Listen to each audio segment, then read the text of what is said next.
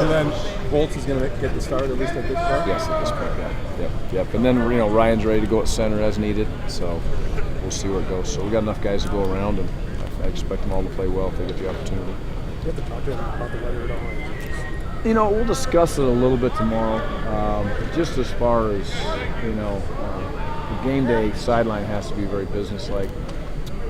There's some kids that are in a lot of plays, some kids that aren't. How you handle the special teams guys, keeping them as warm as you can. The fact of the matter, it is cold. I think we're a tough-minded football team. Minnesota's a tough-minded football team, but when it's 12 degrees, you need to address it on how to prepare. Catch the ball better if your hands are as warm as they can be. That's just a well-known fact. If you get all seized up on the sidelines, your risk for injury is much higher. So we will talk about it. I'm not going to say we're going to make a big deal of it, but we'll educate our kids on what we anticipate to help them the best in the football game to be able to be prepared. How'd the Henry Mason talk going? It's good. Henry did a great job. He's been around this for a long, long time, and again, I think it's really good for the youth in the program to listen to him. And when the older kids listen, when Henry speaks, the older kids listen. And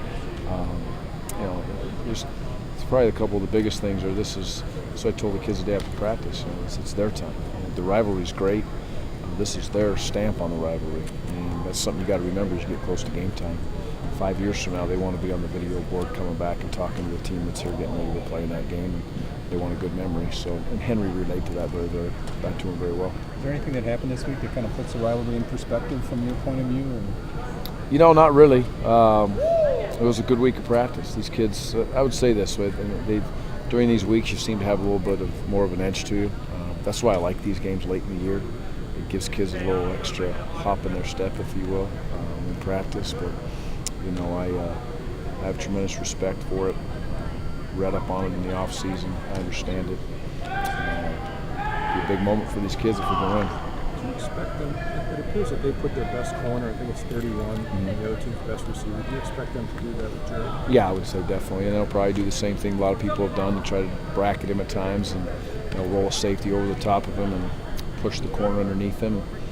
We've seen it to an extreme of a backer pushing to the flat and a corner pressed up on him and another guy over the top. So again, it'll be Jared will have to pick his spots when he has an opportunity to get open. And number two, if they're going to play like that, some other people have got to make them pay. If you were the defensive coordinator and you saw the way Andy added Jared into the mix with first of all the fly sweep and then also the play where the other scored a couple of fakes there, what would that make you think of? Well, it's another piece to the offense. And the more you start into those, it's a lot like Minnesota's offense. You want to talk about triple threats and the ways you have to be able to play. It cuts the field in half, and they try to get overloaded, and that's what happens when reverses work or they do a tremendous job of overloading the field. It almost turns, in simplest terms, football into a type of triple option football, even though it doesn't look anything like option football. Your safeties have to be involved, and that's what you need to do with those plays with Jared at times. Because just to say it's a defensive end that's going to make that play, when they're playing the run the way that they have to play the run, it gets very difficult.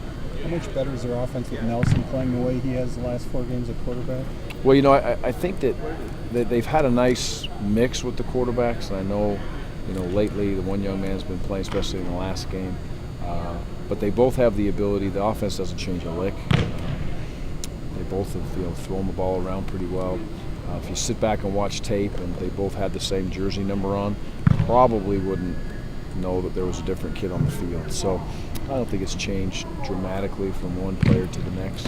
One kid may run a little bit better. The other kid is a little older, has maybe a little bit more knowledge of what's going on. But they're both very capable, and they'll prove that. In your experience, if it's going to be so cold like that, do punters generally not hit the ball as well as normal? Kicking's hard. The ball's really hard, and it's hard.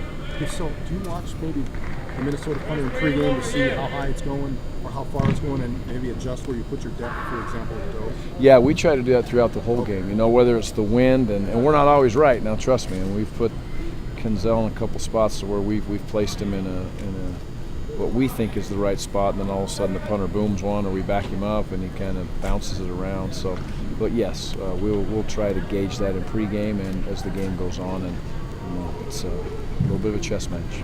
Same thing with Jack.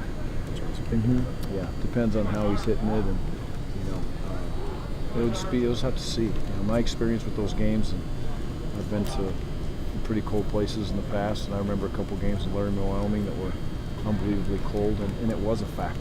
You know, the ball feels like you're kicking a steel ball sometimes, I think, when it gets that cold. So we'll have to see how it goes.